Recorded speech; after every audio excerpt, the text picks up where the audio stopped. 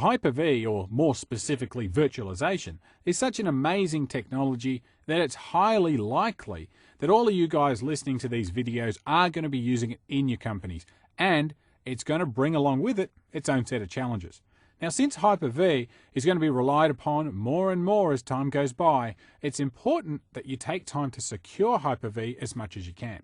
So in this video, we're going to talk about things you can do to secure Hyper-V and what you can do to protect the virtual machines themselves. Now, what we won't cover in this video are methods of protecting what's running inside a virtual machine, and there's good reason for that. Now, if you take the host away and you take away Hyper-V, a virtual machine by itself is just a normal computer. Sure, it's a virtual one, but to all onlookers, it's just a regular computer. That means the same things you would ordinarily secure on a physical box, you should also secure on a virtual one. For example, if your virtual machine is going to host the DNS role, then you should check out our video for securing DNS and then apply those concepts to your virtual machine. If it's going to be a web server, then you should watch our Securing Web Servers video, and so forth. Just because this is a virtual machine, it doesn't make it special or exempt from security. It still needs to have the same security patches and configurations you'd do to a physical machine. So to be clear, we're going to be concentrating on securing our Hyper-V server, not what goes inside the virtual machine. So the first thing we'll do here is we'll take a look at the steps that we can take to harden our Hyper-V server. How can we reduce the attack surface of our Hyper-V server? Well, the first thing we could do to reduce the attack surface of our Hyper-V server is to run it on the server core build. Now, we've got a video on how to install Hyper-V on a server core installation of Windows 2008. So there's no excuses really, that's a real option right there. And not only will it improve the performance of the host, which means you probably have a little bit more of the service performance to offer to Hyper-V.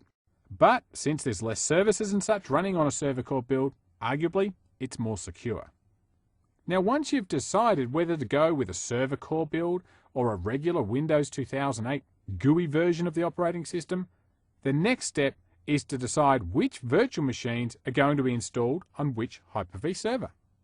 If you only have a single Hyper-V server, a single physical server that is, then you already know the answer to that question. Obviously, all of your virtual machines are going to be deployed on that server. However, in larger environments, you might have dozens of Hyper-V servers.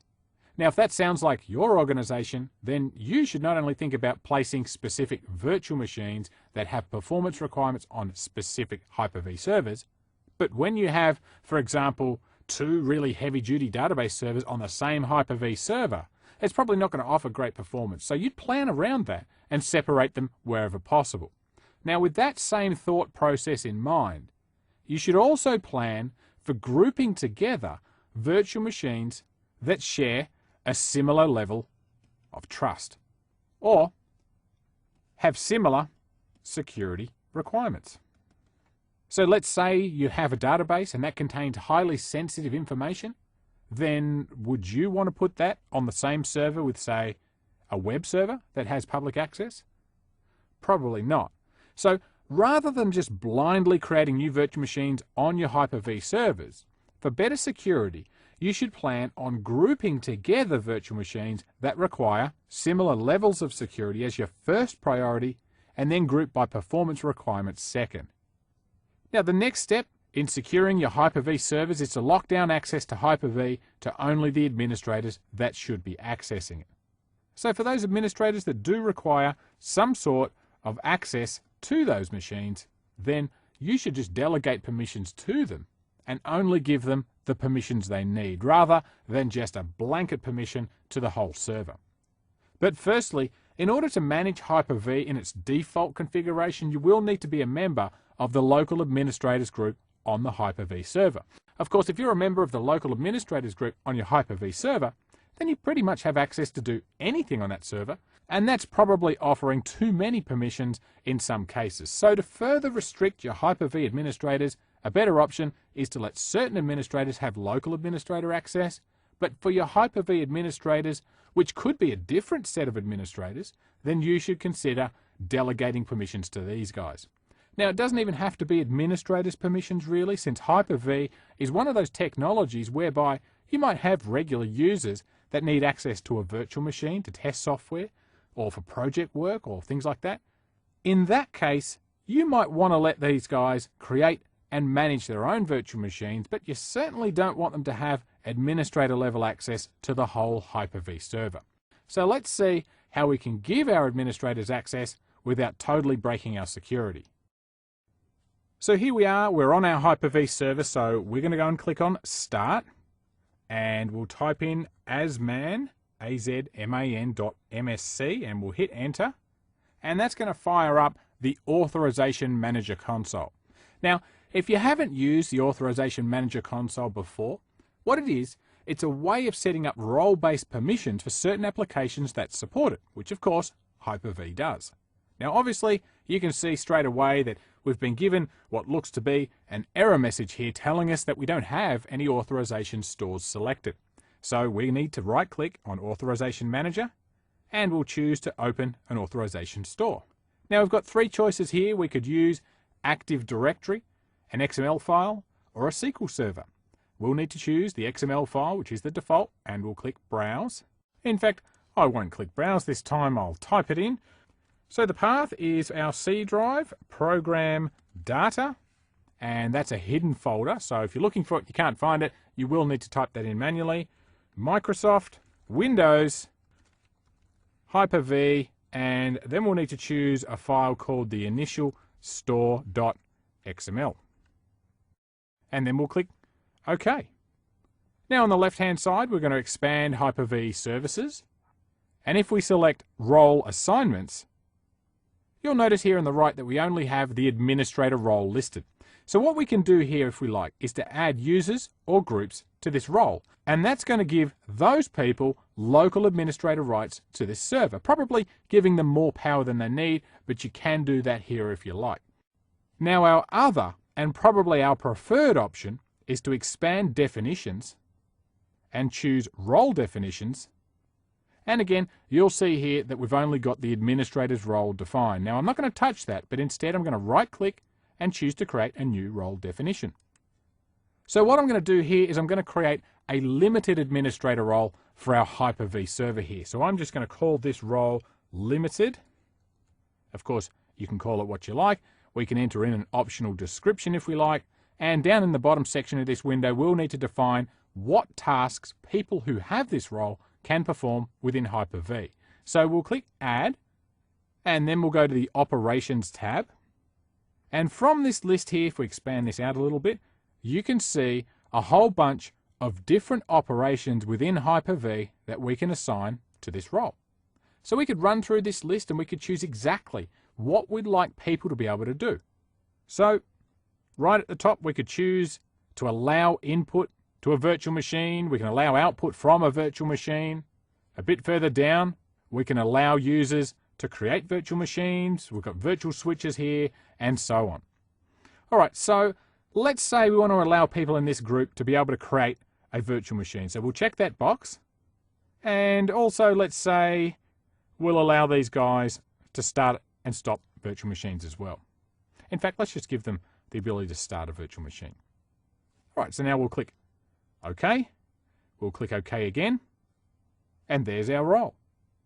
So if we now select Role Assignments, and we right-click and choose a new role assignment, we'll select our limited role, and we'll click OK. And now we'll right-click on our limited role, and we'll choose to assign users and groups, and we can assign them from, obviously, Active Directory, or from groups that we might have created within the Authorization Manager. So let's choose Active Directory, and now this brings up our typical dialog box that we've all seen before, where here we can locate a user or a group and we can add them to the role that we've just created. So we could type in the name of the user or group here, or we could simply click the Advanced button and then choose Find Now, and then run through our standard list and find the users or groups that way. Okay, so once we've added them in, that's as simple as it gets to delegating permissions to Hyper-V using tools that are available already on our standard Hyper-V server. But if you're using System Center Virtual Machine Manager, then you won't use this method. Instead, you'd create user roles from within Virtual Machine Manager and then delegate permissions that way. Now, System Center Virtual Machine Manager is a separate product from Microsoft though, and we do touch on how to use this in our video on managing Hyper-V with System Center Virtual Machine Manager 2008. So you can go and take a look at that if you plan on using Virtual Machine Manager. Now, the final thing I want to talk about in this video is protecting the virtual machines themselves that are running on the host.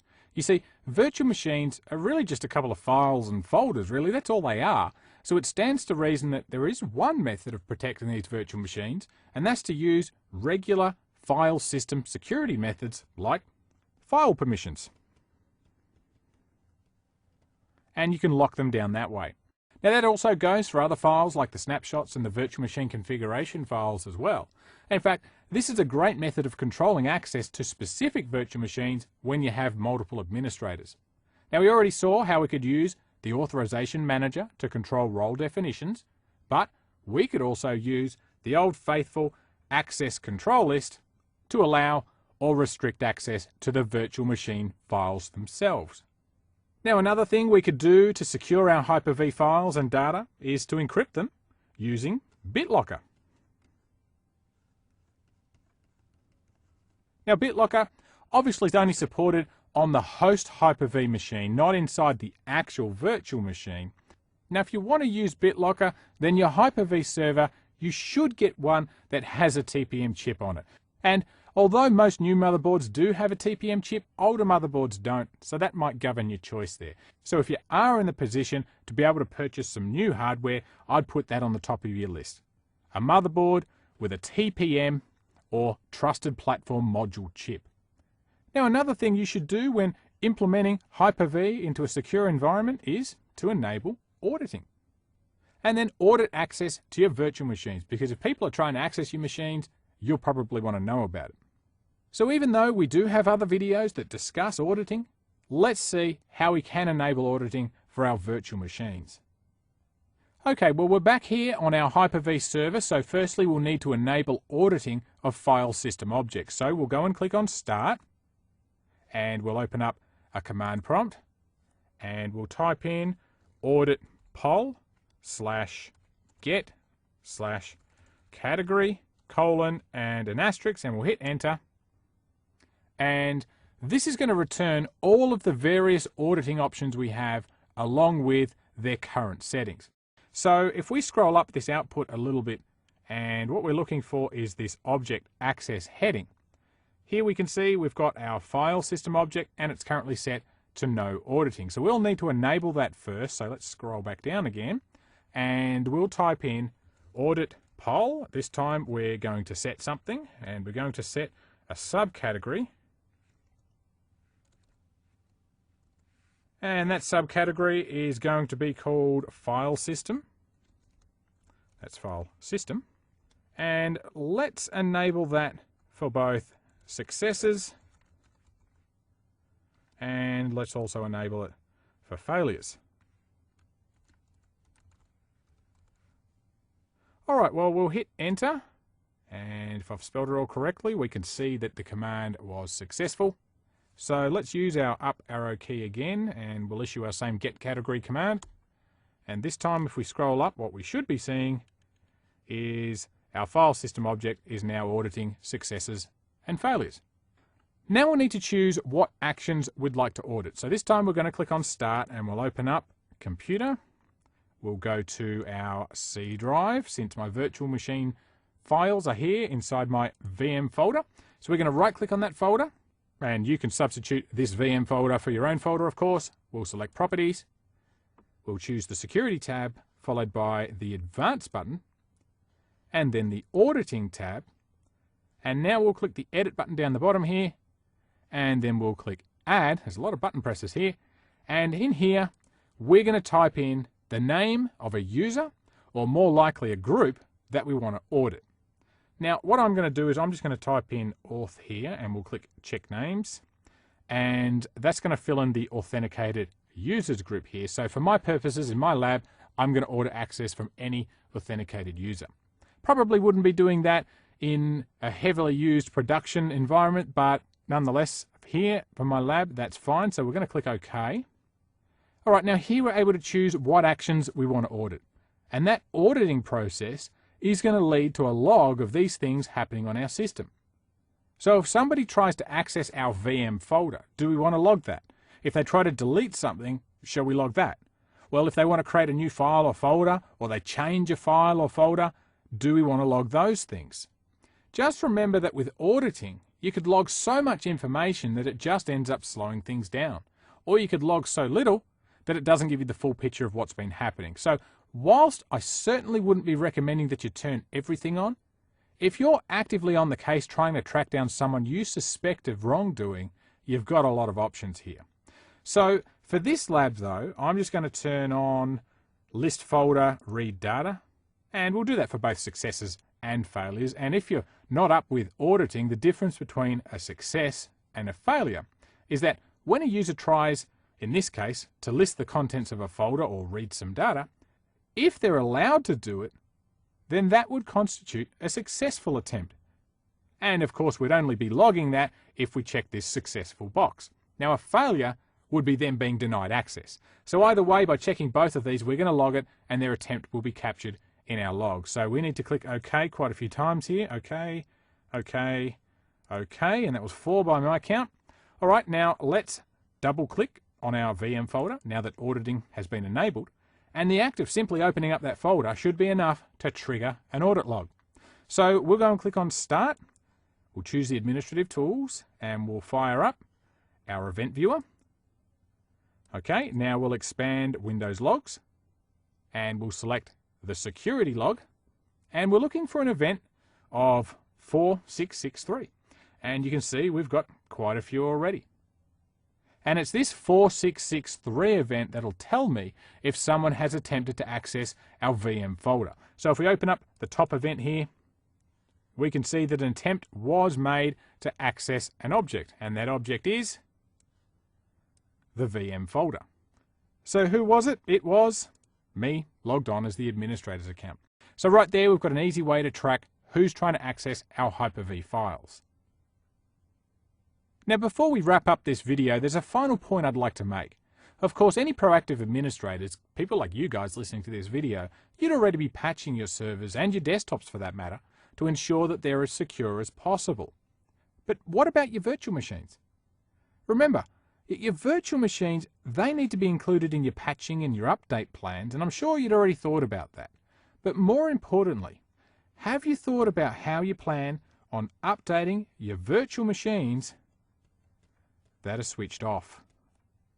You see, with virtual machines, it's so easy to take a machine and just save it, or flick the power switch on it, or leave it on the hard drive for 3 months and come back to it another day. Well, what then? You see, you've got a machine that's 3 months out of date as far as security updates and patches goes, and if you plan on firing up this machine, you should also plan on updating that machine.